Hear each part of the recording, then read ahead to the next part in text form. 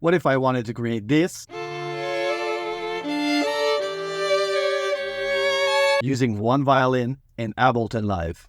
Okay, first I would want to create a new session and label a few different tracks because we're going to be recording 4 tracks. One track is going to be cello, viola, violin 2, violin 1. Let's start with our cello track. Since we're playing our cello track on the violin, what we're going to do to make it sound a little bit more cello-like is double-click on the track. Make sure that under the warp here, it's at complex. So this way, whenever we change the pitch on our track, it will still sound like a violin rather than a robot later. So what we will do here, we will lower the pitch with the pitch tool here at -12 to drop it 1 octave lower. Let's hear how it sounds. Great. Let's leave it at that for now and record our viola track. Now let's go ahead and record our violin 2. So now that we have cello, viola, violin 2 recorded, let's do our violin 1 and finish with the recording.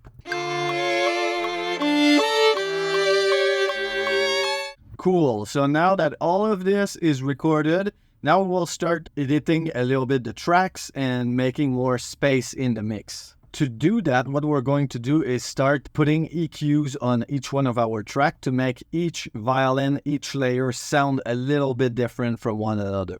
All right, so I use a Neve preamp and EQ from Universal Audio on all my violins. I really like the tone it does to it. It adds a little bit of grain. So I've put this, there's an EQ on it that is pretty simple. And then after this, I add this really weird EQ for the cello track, just to kind of like cut some of the dozy kind of sound from the violin that we pitch shifted down. And then I add a little bit of high frequency here. So for the viola, I kept it very simple. Still, I used the same Neve preamp and EQ. As you can see right here, my viola is EQ'd very differently than my cello. So viola is an instrument that has more body to it than a regular violin. I've boosted some of those lower mid to give it more a feel as if it was a real viola. Now let's move on to violin 2. Same thing, we EQ everything a little bit different. You see here, just a little boost, a little bit less mid than the viola. So everything is starting to really take its place. Now let's hear everything together, the final version of the song.